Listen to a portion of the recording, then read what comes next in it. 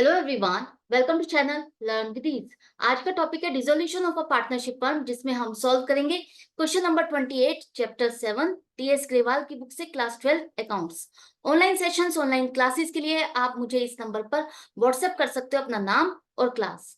अगर आप टीएस ग्रेवाल के साथ साथ डीके गोयल बुक को भी फॉलो कर रहे हो तो इसी चैनल की प्लेलिस्ट को क्लिक करो, आपको न्यू एडिशन के सॉल्यूशंस अपलोडेड मिलेंगे। साथ में ही कम्युनिटी सेक्शन में एमसीक्यूज मिलेंगे क्विज की फॉर्मेट में और एमसीक्यूज के सॉल्यूशन शॉर्ट्स में। तो बहुत कुछ है चैनल पर, विजिट द चैनल। अच्छा लगे तो शेयर और सब्सक्राइब जरूर करना। क्वेश्चन में 3 पार्टनर है, शिल्पा, मीना और नंदा। प्रॉफिट शेयरिंग रेशियो इनकी 3:2:1 है। अब ये फर्म को डिसॉल्व करना चाहते हैं। एसेट्स और लाइबिलिटीज को किस तरह से सेटल किया गया ये आपको दिया गया है। आपको बनाना है realisation account, partners capital account और कैश अकाउंट। तो सबसे पहले स्टार्ट करते हैं रियलाइजेशन अकाउंट। डिसोल्यूशन के केस में आपको बहुत बहुत ध्यान से बनाना है, एक सीक्वेंस फॉलो करनी होती है, उसी सीक्वेंस में आपको अकाउंट्स बनाने हैं। अगर पहले पार्टनर्स अकाउंट, फिर कैश अकाउंट, फिर रियलाइजेशन ऐसा करा तो रॉन्ग हो जाएगा, आपके मार्क्स डिडक्ट हो सकते हैं। तो सीक्वेंस जो है, रियलाइजेशन अकाउंट पहले बनाओगे, उसके बाद अगर पार्टनर्स ने लोन दिया या लिया है वो वाले अकाउंट बनेंगे, और थर्ड नंबर पे बनता है आपका पार्टनर्स कैपिटल अकाउंट, और लास्ट में कैश या बैंक अकाउंट। तो सबसे पहले रियलाइजेशन अकाउंट में देखो क्या लिखोगे। डेबिट साइड पे वो सभी एसेट्स जो आप कैश में कन्वर्ट कर सकते हो, लेकिन कैश या बैंक बैलेंस को छोड़ के। तो लैंड आ जाएगी आपकी 81,000, स्टॉक 56,760, डेटर्स 18,600, नंदास कैपिटल ये डेबिट बैलेंस है पार्टनर का। पार्टनर से रिलेटेड आपको ना कैपिटल बैलेंस लिखने हैं ना ही लोन अकाउंट। कैश का बैलेंस ये भी नहीं आएगा। तो ये 3 एसेट आपने लिख ली। क्रेडिट साइड पे लिखेंगे हम आउटसाइड लाइबिलिटी। आउटसाइड लाइबिलिटीज जो पार्टनर से रिलेटेड नहीं है, आउटसाइड से रिलेटेड है, जैसे क्रेडिटर्स, बैंक लोन, ये सब लिखोगे। तो कैपिटल अकाउंट के बैलेंसेस नहीं लिखेंगे। Bank loan 20,000, creditors 37,000, provision for doubtful dates 1200। ये हम लिखेंगे या नहीं लिखेंगे? डेफिनेटली लिखेंगे। जब कोई एसेट है और उसके साथ कोई प्रोविजन अटैच्ड है तो उसे आप डेफिनेटली लिखोगे, लेकिन नेट अमाउंट से नहीं लिखोगे। डेटर्स में से प्रोविजन को माइनस करके नहीं लिखोगे, डेटर्स अलग दिखाओगे, provision for doubtful debts account अलग से दिखाओगे क्रेडिट साइड पे। तो जो भी एसेट है और उसके साथ कोई रिजर्व या प्रोविजन अटैच्ड है, कनेक्टेड है, उसे आप रियलाइजेशन अकाउंट में दिखाओगे। क्लियर है? जनरल रिजर्व इसे हम रियलाइजेशन अकाउंट में नहीं दिखाएंगे, तो इसका करेंगे क्या, इसे हम पार्टनर्स में डिस्ट्रीब्यूट कर देंगे उनकी प्रॉफिट शेयरिंग रेशियो में, और कैपिटल अकाउंट में क्रेडिट करेंगे। तो ये लाइबिलिटी साइड भी हो गई। अब देखते हैं किस एसेट को हमने कितने में बेचा। सबसे पहला है कि हमने 41,660 41,660 के स्टॉक को बेच दिया। किसे? शिल्पा। शिल्पा एक पार्टनर है फर्म की, जिसने 41,660 रुपए के स्टॉक को टेक ओवर कर लिया, परचेज कर लिया। लेकिन 41,660 में नहीं, कितने में? 35,000। तो ध्यान से रीड करना, 35,000 में उसने स्टॉक को टेक ओवर किया है, जिसकी पेमेंट अभी हमें नहीं मिली, तो उसके कैपिटल अकाउंट को आप डेबिट करोगे बाय शिल्पास कैपिटल अकाउंट 35,000 रुपए। इसी तरह से उसने फर्म की एक लाइबिलिटी को भी टेक ओवर किया है। जो फर्म की लाइबिलिटी है बैंक लोन, उसने कहा कि वो पे कर देगी, तो एक तरह से फर्म की लाइबिलिटी वो पे कर रही है फर्म के बिहाफ पर। फर्म ने अभी उसको पेमेंट नहीं की, तो फर्म उसे पेमेंट करेगी। उसका कैपिटल अकाउंट हम क्या करेंगे? क्रेडिट करेंगे कि इतना पैसा इसे हमें देना है। यहां तक हो गया। 41,660 का स्टॉक तो शिल्पा ने ले लिया, बाकी स्टॉक जो भी बचा आपका वो 14,000 में आपने बेच दिया। जब पार्शियल इंफॉर्मेशन हो तो आपको ध्यान रखना है, अगर कोई स्टॉक कोई एसेट आपकी आधी किसी पार्टनर ने ले ली और आधी बच गई है जिसके बारे में इंफॉर्मेशन नहीं है, तो उस बचे हुए एसेट को आपको दिखाना है कि आपने बुक वैल्यू पर सेल कर दी। उसे नील नहीं दिखाना, उसको छोड़ना नहीं है। मान लेते हैं स्टॉक 41,660 का तो शिल्पा ने ले लिया, बाकी 15,000 के बारे में कोई इंफॉर्मेशन नहीं होती, तो हम उसे यही मानते कि हमने 15,000 का स्टॉक मार्केट में बेचा और 15,000 रुपए ही मिले। यहाँ पर तो इंफॉर्मेशन है हमारे पास, 14,000 में बेचा, तो जितने में बेचा उतना ही लिखोगे बाय कैश अकाउंट स्टॉक 14,000। इसी तरह से डेटर्स का है कि 10,000 के डेटर्स हमें 8,000 की पेमेंट मिली। 10,000 के डेटर्स से हमें 8,000 की पेमेंट मिली, जितनी मिली उतनी दिखाओ 8,000। बाकी डेटर्स कितने बच गए? 8600 के बच गए हैं। इस पर ट्रैक रखना आपको, आगे इंफॉर्मेशन है या नहीं। लैंड आपकी बेच दी आपने 1,10,000 में। इसके बाद कहा है कि डेटर्स जो बच गए, कितने बच गए थे? 8,600 के डेटर्स जो बच गए हैं उनसे हमें 50% मतलब आधी पेमेंट रिसीव हो गई। 50% ऑफ देयर बुक वैल्यू। 8600 रुपया आपने बैलेंस शीट में उसकी वैल्यू दिखाई हुई है। 10,000 के तो हमें 8,000 मिल गए, बाकी बचे 8600, उसकी आधी पेमेंट मिली मतलब 4300 रुपए।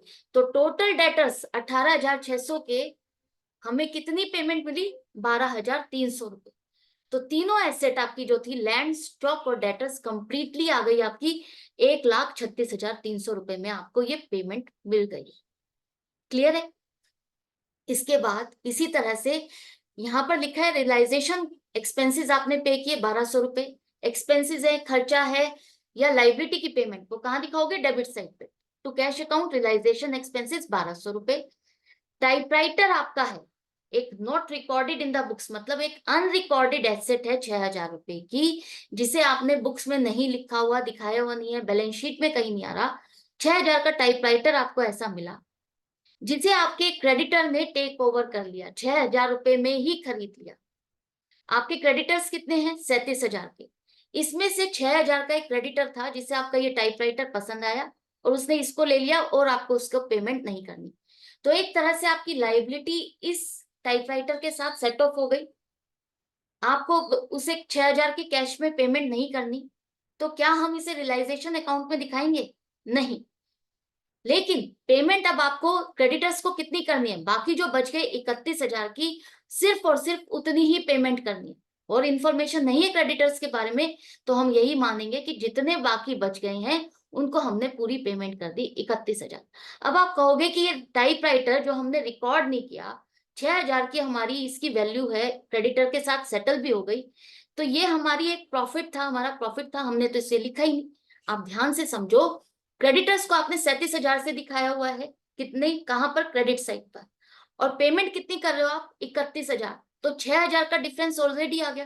तो ये 6,000 का डिफरेंस आपका एंड में जो भी डिफरेंस आएगा उसमें रिफ्लेक्ट होगा कि आपको 6,000 का प्रॉफिट हुआ था।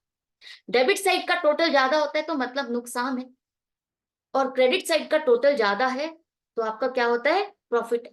तो यहाँ पर इससे आपका क्रेडिट साइड का टोटल बढ़ गया है 6,000 से। 6,000 की आप पेमेंट कम कर रहे हो तो ऑटोमेटिकली आपका 6,000 का प्रॉफिट यहाँ पर अकाउंट हो गया। क्लियर है? ये डाउट क्लियर हो गया? अब हमने सारी एसेट्स और लाइबिलिटीज को कवर कर लिया। बैंक लोन हो गया, क्रेडिटर्स हो गया, प्रोविजन फॉर डाउटफुल डेट्स उसको वरी मत करो, क्योंकि हमारा कोई बैड डेट्स हुआ ही नहीं। बैड डेट्स अगर हुए, हाँ हुए हैं बैड डेट्स हमारे, 10,000 में से 8,000 की पेमेंट मिली, 8600 में से 4300 रुपए की पेमेंट मिली, तो जितना प्रोविजन था उससे एडजस्ट हो गया, बाकी का खर्चा हमारा बुक हो गया कि हमें इतनी ही पेमेंट मिली। ठीक है ना? तो 1,200 आपका इसी खर्चे के साथ एडजस्ट हो गया। एक तरह से 12,300 प्लस 1,200 आपको ये डेटर्स से पेमेंट मिली और बाकी बैड डेट्स हो गए। क्लियर? अब देख लेते हैं हमें प्रॉफिट हुआ या लॉस हुआ। आपका आ रहा है प्रॉफिट 20,940 रुपए। क्रेडिट साइड का टोटल ज्यादा है जिसे हम प्रॉफिट शेयरिंग रेशियो के हिसाब से बांटेंगे। तो तीनों पार्टनर्स को प्रॉफिट मिलेगा तो उनका कैपिटल अकाउंट क्या होगा? क्रेडिट होगा।